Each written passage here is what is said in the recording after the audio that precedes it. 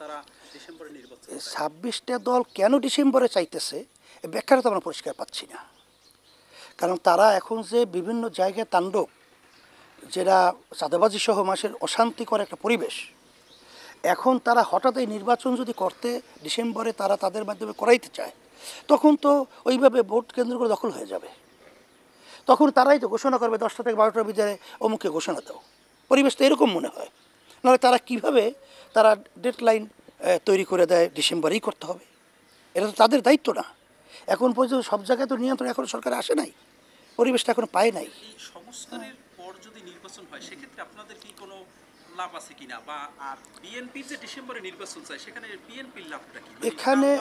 এখানে ব্যাপারটা হচ্ছে আমাদের লাভ লোকসান বলতে, আমরা রাজনীতি করি ইসলাম দেশ মানবতার কল্যাণের জন্যে।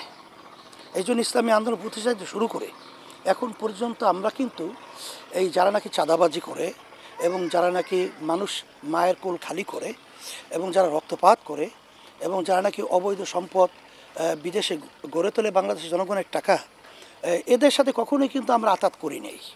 এটা কিন্তু দেশের স্বার্থে, জনগণের স্বার্থেই, ইসলামের স্বার্থেই। তা আমাদের চিন্তাটা তো সম্পূর্ণ আলাদাই। তা আমরা তো আসলে মূলত দেশ সুন্দর হওয়ার ব্যাপারটাই আমাদের এখানে স্বার্থ। আর আমরা বিগত দিন ইতিহাস যে পদ্ধতিতে নির্বাচন হয়েছে, এখন এই পদ্ধতি নির্বাচন হলে দেশের স্বার্থ আগের মতোই বা তার চেয়ে খারাপ আরও হতে পারে। আর আমাদের পাশের রাষ্ট্র ভারত তো বন্ধুত্ব সুলভ আচরণ করার কথা ছিল, কিন্তু তাদের ইতিহাসে আমরা তাদের বন্ধুত্ব সুলভ কোনো আচরণ আমরা পাই নাই। বরঞ্চ তাদের স্বার্থটাই অগ্রাধিকার সর্বক্ষেত্রে আমরা দেখেছি, এবং আমাদেরকে বিভিন্ন ক্ষেত্রে তারা কিন্তু ব্যবহার করেছে, আমরা ব্যবহৃত হয়েছি, এবং তাদের এজেন্ডা এখানে বাস্তবায়ন তারা করেছে। এখন কথা হলো যে আমরা স্বাধীন একটা দেশ স্বাধীনভাবে থাকতে হলে এবং বিদেশি যেটাকে সাম্রাজ্যবাদ, আধিপত্যবাদ, এটাও আমাদের দেশ নিষ্কুলুষ হওয়া দরকার। এটাও কিন্তু একটা সংস্কারের আওতার মধ্যে পড়ে। প্রশাসন সহ যারা নির্বাচন উঠাবে তাদের ভিতরে একটা সংস্কার আসা দরকার।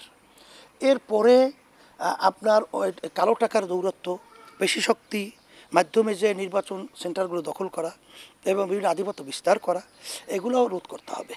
এবং সর্বক্ষেত্রে একটা সংস্কার একটা অত্যন্ত জরুরি। এটা আমরা দেশের কল্যাণের জন্য এটা আমরা বলছি। আর বিএনপি বলতেছে, এটা হয়তো বা তারা বলতে পারবে ব্যাখ্যা দিয়া, কিন্তু আমার যেটা ধারণা যে তারা তো মনে করছে 5ই আগস্টের পরে এখন আওয়ামী লীগ তো নিষিদ্ধ হয়ে গেছে, এখন মাঠে তো তারা বড় রাজনৈতিক দল, তারা তো দেশ কয়েকবার পরিচালনা করেছে। এখন তারা তো দেখে যে আজকে নির্বাচন হলেই বলতে গেলে কালকে তারা ক্ষমতায়। এখন তারা ক্ষমতার মোহটাই অগ্রাধিকার পাইতেছে, এটা আমরা মনে করছি।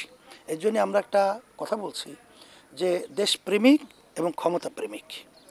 এখন আমরা কাজে কর্ম এবং কথাবার্তার মাধ্যমে আমরা দেখব যে কারা দেশপ্রেমিক আর কারা ক্ষমতা প্রেমিক। আমরা দেশপ্রেমিক যারা আছি, আমরা চাই আমরা একত্রিত হয়ে দেশটাকে সুন্দর করার ব্যাপারে আমরা এ ব্যাপারে একমত থাকবো।